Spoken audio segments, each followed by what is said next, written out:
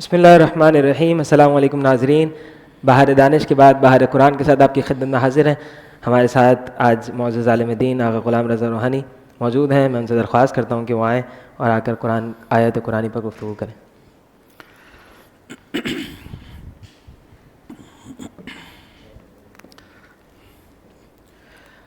اعوذ باللہ من الشیطان اللعین الرجیم، بسم اللہ الرحمن الرحیم۔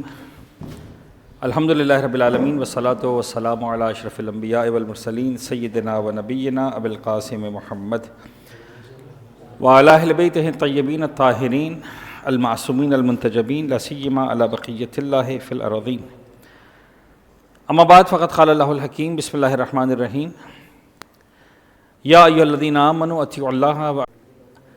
آج کے اس پروگرام کے لیے میں نے اس آیت کو چوز کیا ہے جس پر ارشاد رب العزت ہو رہا ہے، اے صاحبان ایمان، اللہ کی اطاعت کرو، رسول کی اطاعت کرو، اور صاحبان امر کی جو تم میں سے ہیں ان کی اطاعت کرو۔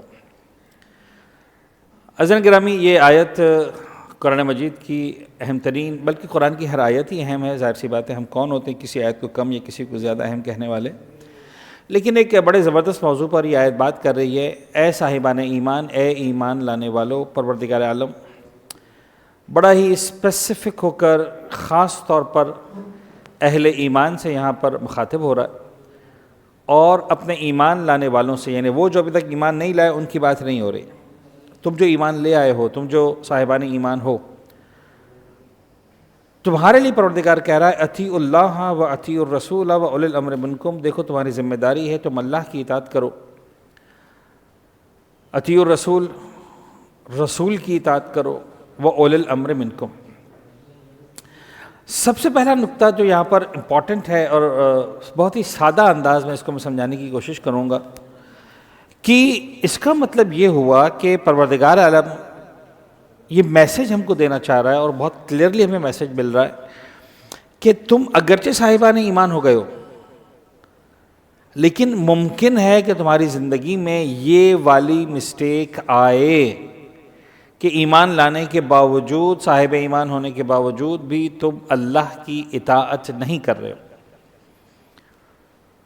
تو کبھی بھی اس کو ٹیکن ایز گرانٹڈ نہیں لینا کہ just because we are the Muslim, just because we are the believers, اور جسٹ بیکاز کہ ہم ایمان لے آئے اس کا مطلب معاملہ مکمل ہو گیا۔ نہیں، پروردگار کہہ رہا ہے بھئی ایمان لے آئے، اوکے، اطاعت کرو، اللہ کی بھی اطاعت کرو، رسول کی بھی اطاعت کرو، صاحبان امر کی بھی اطاعت کرو۔ یعنی اگر اس کو بہت آسان جملے کے اندر میں سمیٹوں تو یہ جملہ بنے گا کہ بھئی اللہ کو تو مانتے ہو، اللہ کی بھی مانو، رسول کو مانو، ایمان ہے، رسول کی مانو، اطاعت ہے، اولی الامر کو مانو، ایمان ہے، اولی الامر کی مانو، اطاعت ہے۔ یعنی اللہ کو بھی ماننا ہے، اللہ کی بھی ماننا ہے۔ تو اگر میں یوں سمجھیں کہ سمجھانے کے لیے شاید کو ترجمہ کروں تو مجھے ایسا لگتا ہے کہ یہ ترجمہ بنے گا کہ اے ایمان والو، اے اللہ کو ماننے والو، اللہ کی بھی مانو، اے رسول کو ماننے والو، رسول کی بھی مانو۔ ایک ہی بات۔ دوسری بات یہاں پر ایک علمی نقطہ ہے جو مجھے سمجھانا ہے بطور خاص۔ دیکھیے پورا عالم اسلام اس بات کو مانتا ہے کہ جو الٹیمیٹ پاور ہے وہ رب العزت کی پاور ہے، اس کی طاقت ہے، اس کی قدرت ہے، اس کی خدائی ہے، اس کی مالکیت ہے، and we have to accept the sovereignty of Allah, اور اس کو ہم نے ایکسیپٹ بھی کرنا ہے، بلیو بھی کرنا ہے، اس کو اوبے بھی کرنا ہے۔ لیکن پروردگار عالم یہاں پر ایک بڑا عجیب کام کر رہا ہے، اپنے ساتھ ساتھ اس لسٹ کے اندر دو کیریکٹرز یا دو ورڈز اور استعمال کر رہا ہے کہ اللہ کی اطاعت بھی کرنا ہے، رسول کی اطاعت بھی کرنا ہے، اولی الامر کی اطاعت بھی کرنا ہے۔ ایک لائن میں آ رہی تینوں چیزیں۔ یعنی ایسا نہیں ہے کہ تم پروردگار کی اطاعت کرو، رسول کی اطاعت نہ کرو اور پھر بھی تم صاحب ایمان رہ جاؤ۔ اللہ کی اطاعت کر لو، رسول کی اطاعت کرو اور اولی الامر کی اطاعت نہ کرو اور تم صاحب ایمان رہ جاؤ۔ نہیں، اگر صاحبان ایمان کی ٹائٹل کو تمہیں کیری کرنا ہے، سمجھانا ہے، اس کو آخر تک لے کے جانا ہے، تو پھر تمہاری ذمہ داری ہے کہ تم اللہ کی بھی اطاعت کرو گے، رسول کی اطاعت بھی کرو گے، اور اولی الامر کی اطاعت بھی کرو گے۔ یہ ایک بڑا اہم نقطہ ہے۔ یعنی گویا پروردگار عالم اللہ کے اپنے رسول کی اطاعت کو جو ہے وہ اپنی اطاعت کی لائن میں لے کر آ رہا۔ ہاں، ایک نقطہ ہے جس کو سمجھانا بڑا ضروری ہے، میں اس کو دوسرے انداز سے آپ کے سامنے پیش کرتا ہوں۔ اب ذرا غور کیجئے گا، میں بار بار ایک ترجمہ کر رہا ہوں جو کم از کم عبارت کے اعتبار سے اتنا اپروپریٹ یا اتنا صحیح ترجمہ نہیں ہے۔ میں ترجمہ کر رہا ہوں اس قرآن کی آیت کا کہ دیکھو اے صاحبان ایمان، اللہ کی اطاعت کرو، رسول کی اطاعت کرو اور اولی الامر کی اطاعت کرو. غور فرما رہے ہیں آپ؟ یعنی میں اس ترجمے میں اطاعت کا لفظ 3 مرتبہ استعمال کر رہا ہوں. ایک مرتبہ اللہ کے ساتھ، اے صاحبان ایمان اللہ کی اطاعت کرو. پھر میں استعمال کر رہا ہوں رسول کے ساتھ کہ تمہاری ذمہ داری تم رسول کی اطاعت کرو. اور پھر میں لفظ استعمال کر رہا ہوں اولی الامر کے ساتھ، اولی الامر کی اطاعت کرو. قرآن کی اب آیت کو دیکھیں تو یہ لفظ 3 مرتبہ استعمال نہیں ہوا، 2 مرتبہ استعمال ہوا ہے. یا ایھا الذین آمنوا اطیعوا اللہ، اطاعت کرو اللہ کی، واطیعوا الرسول، اور رسول کی اطاعت کرو، واولی الامر منکم، اور اولی الامر کی بھی.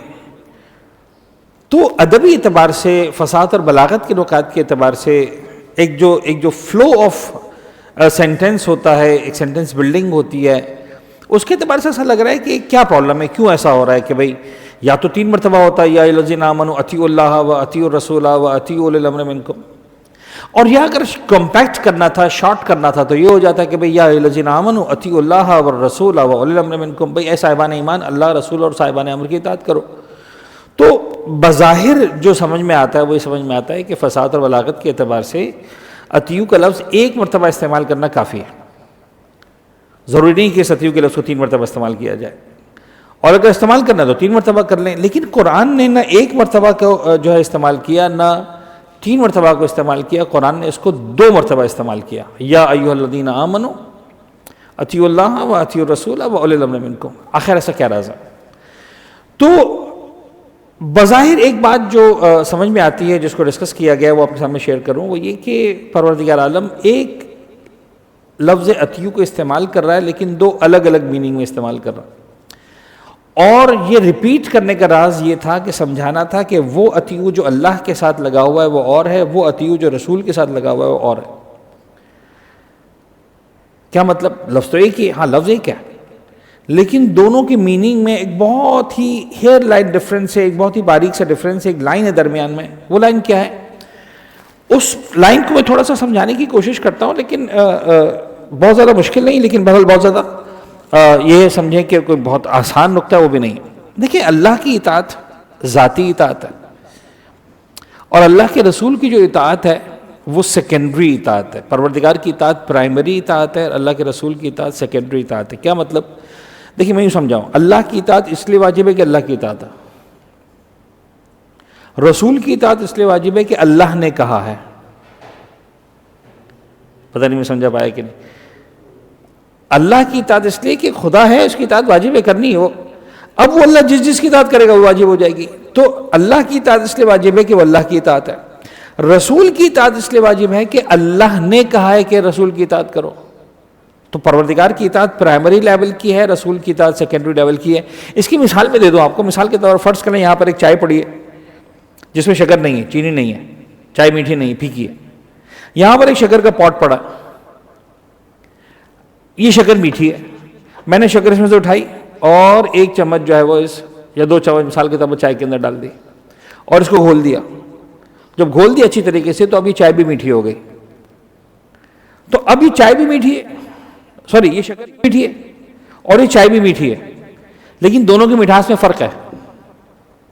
یہ چینی اپنی مٹھاس کے لیے کسی چیز کی محتاج نہیں ہے. یعنی ایسا نہیں ہے کہ چینی تھی، پھیکی تھی، کوئی چیز ڈالی گئی اس کو میٹھا کیا گیا. یہ جب سے چینی ہے تب سے میٹھی ہے. لیکن چائے اپنی مٹھاس میں محتاج ہے. اس میں اگر میں مثال کے طور پر شکر ڈالوں گا تو یہ میٹھی ہو جائے گی، فرض کرنے کچھ اور ڈال دوں گا تو وہ ذائقہ آ جائے گا. غور فرمانے. تو چینی کی جو مٹھاس ہے وہ ذاتی ہے، چائے کی جو مٹھاس ہے وہ سیکنڈری ہے. اس کو مٹھاس کہیں سے ملی ہے. پروردگار نے اپنے حبیب کو بنایا اور فرمایا دیکھو اس کی اطاعت واجب ہے. غور فرمانے. تو اللہ کی اطاعت اس لیے واجب ہے کہ ذاتی ہے، رسول کی اطاعت اس لیے واجب ہے کہ اللہ نے کہا ہے. اچھا جی، بات یہاں تک کلیئر ہوئی. اب جب یہاں تک بات کلیئر ہوئی تو پھر ایک سوال کہ بھئی چلو ٹھیک ہے، ہمیں سمجھ میں آ گیا کہ 2 مرتبہ اطیعوا کا لفظ آ گیا، 1 مرتبہ یہ میننگ میں، 1 مرتبہ وہ میننگ میں، تو بھئی تیسری مرتبہ بھی استعمال کر دیتے. ہمارا سوال تو وہ تھا نا کہ بھئی 3 مرتبہ استعمال کرو فصاحت کے اعتبار سے، اللہ کی اطاعت کرو، رسول کی اطاعت کرو، صاحبان امر کی اطاعت کرو. تو جواب یہ ہے کہ بھئی ابھی تو سمجھایا، جہاں اطاعت کا لیول الگ الگ تھا وہاں دو الگ الگ لفظ لے کر آئے کہ بھئی دیکھو اللہ کی اطاعت کا لیول الگ ہے، رسول کی اطاعت کا لیول الگ ہے، لہٰذا اللہ کی اطاعت ذاتی ہے، رسول کی اطاعت مثال کے طور پر رضی ہے، یا اب اس کو پرائمری اور سیکنڈری کہیں کہ اللہ کی اطاعت پرائمری ہے اور رسول کی اطاعت سیکنڈری ہے. لیکن رسول کے بعد اولی الامر کی اطاعت کے لیول میں کوئی فرق نہیں ہے. اگر فرق ہوتا تو یہاں پر تیسرا اطیعوا لانا پڑتا. یہ تیسرا اطیعوا نہ لانا بتا رہا ہے کہ جس لیول کی اطاعت رسول کی واجب ہے اسی لیول کی اطاعت اولی الامر کی واجب ہے. اب سب سے امپورٹنٹ بات یہاں پر آ کر رہتی ہے وہ یہ ہے کہ صاحبان امر ہیں کون جن کی اطاعت واجب ہے. تو ظاہر سی بات ہے کہ اس وقت ہمارے پاس دامن وقت میں اتنی گنجائش نہیں ہے کہ اب اس کو ڈیٹیل کے اندر ڈسکس کریں. ہاں اتنا ضرور بتاؤں کہ یہ صاحبان امر عالم اسلام کے اہم ترین مسائل میں سے ایک ہے. یعنی پورا عالم اسلام آج بھی ڈسٹرب ہے. یہ اولی الامر کون ہے؟ کاکا صاحب جو بادشاہان ہیں ان کی اطاعت کرو.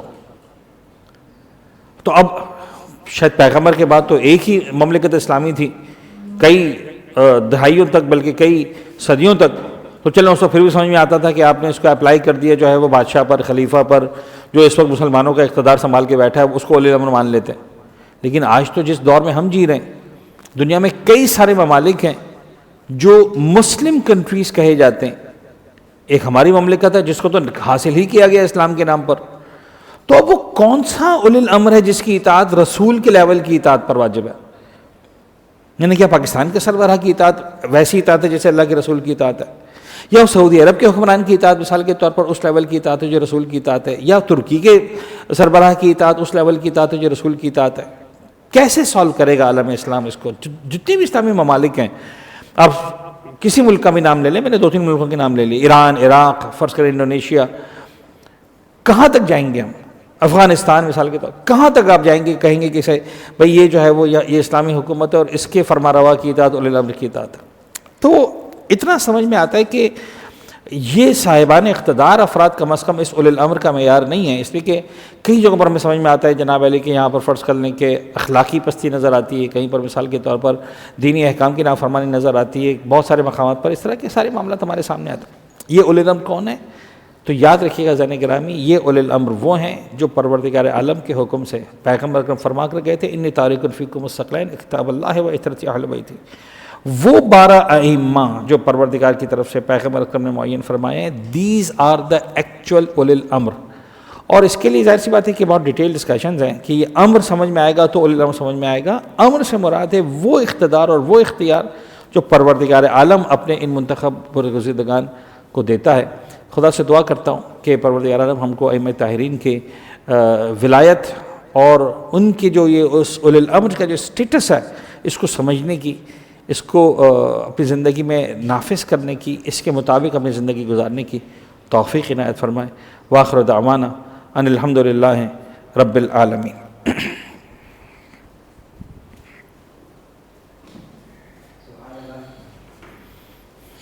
خوبصورت جو ہے وہ ایک آیت کی تفسیر غلام رضا روحانی کی بزبانی.